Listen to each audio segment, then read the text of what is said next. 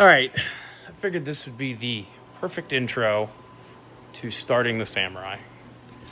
There's going to be some time between this when we actually really start it. But I'm wrapping up my wife's JK.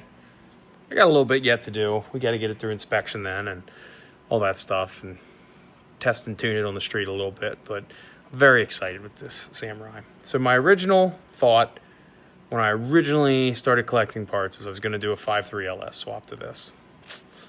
I'm not going to do that now. Honestly, what I've run into is transfer case issues. The 5.3 LS, easy. You rear mount the radiators, it fits in here. You know I can make it work. Like it's easy. Easy swap.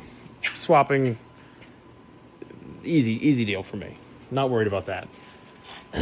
You know, there's plenty of room from here to there to make a 5.3 LS fit. 4L60E transmission, not a problem.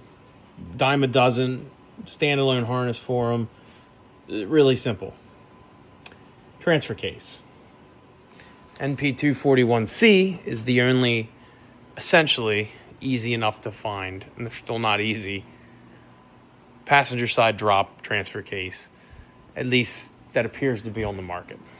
And I need a passenger side drop, well, because there's my axle, and it's a passenger side drop because I'm using Toyotas. So the big thing with this is I wanted to keep Toyota axles in it. I think they're cool. I like them. I got really good 4-piston brakes for them. I like them. Having to use an NP241C, not a big deal. Price becomes the issue. I don't know if anybody's priced transfer cases lately. They're expensive.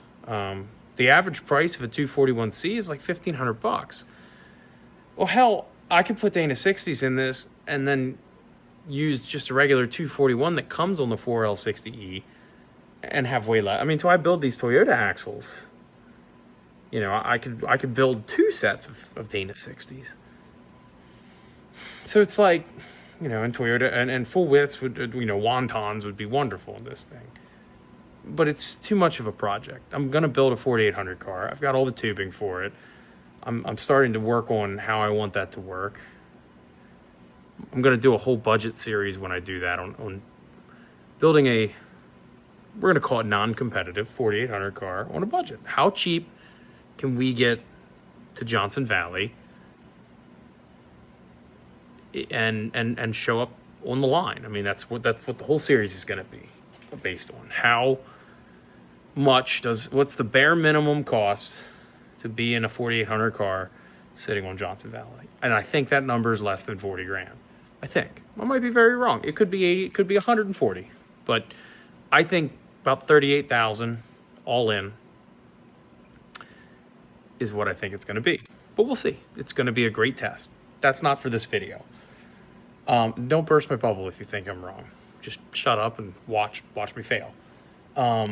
But the Samurai, I just wanted a really nice rock crawler out of it.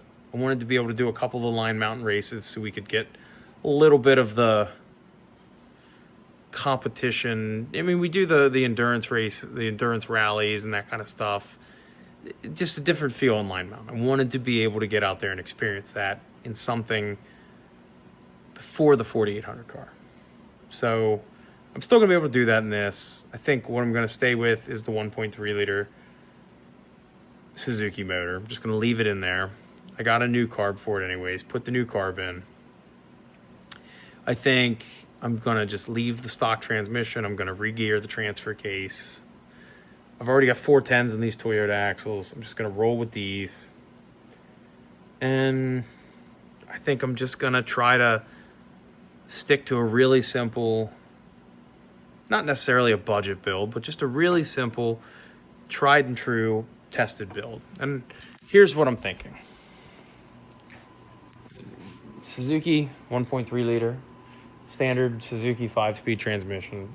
Obviously, we're going to freshen up some of this stuff. Transmission or transfer case, I'm going to do a twin stick to it and 6.5 to 1 gears.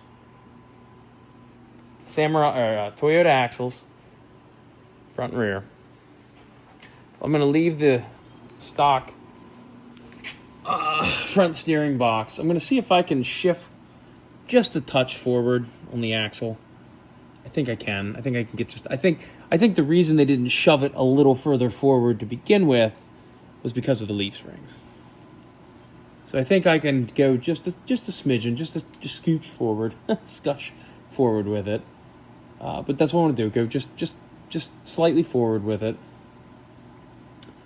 3-link in the front. I'm thinking a 3-link in the front. Panhard bar 3-link. Which I think will work. And I've kind of got some of these mounts on the Toyota axle as it is. So I'm going to try to probably leave some of this and just brace around everything that's here. Maybe.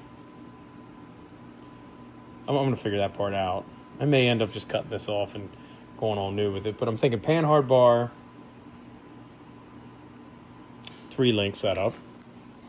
That'll be easy to package with this motor. I could go 4-link. We'll see. We'll see what we look like with it. I don't need that decision right now.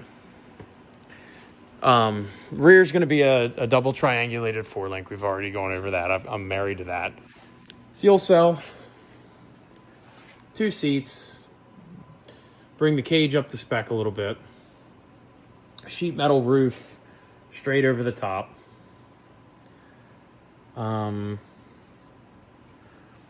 And then just the little accoutrements that go with it, really. Keep it simple. Sliders, Ultra 4 style front bumper, Ultra 4 style back bumper to hold the spare tire, ditch the tailgate.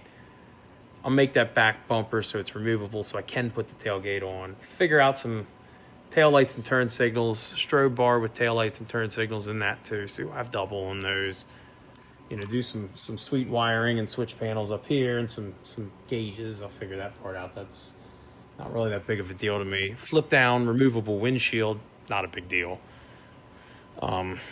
Just so we have it for on the street. They make a kit actually to fold them down, and then you can just pin them and remove them. That's easy. That's kind of where I'm at. Like, simple, get it done. According to ChatGPT, 51 days. I know we're going to be longer than that. But even if we double it, 102 days, hell, even if it's done within a year, I'll be happy. I'm going to have the JK. We can wheel this. So this is going to be the intro to this build series. It's going to pick up with finishing this axle, getting this top truss tacked on here. So we'll start that in the next video for this. Getting the diff set up and then rolling into this front axle. And then kind of going through and categorizing our parts and then getting started. I mean, basically first thing is going to be yanking the motor, transmission, everything out of it, down to a pair chassis, and just starting from the ground up on a full build for this thing. So I'm ready. I'm ready to start on it. So here we go.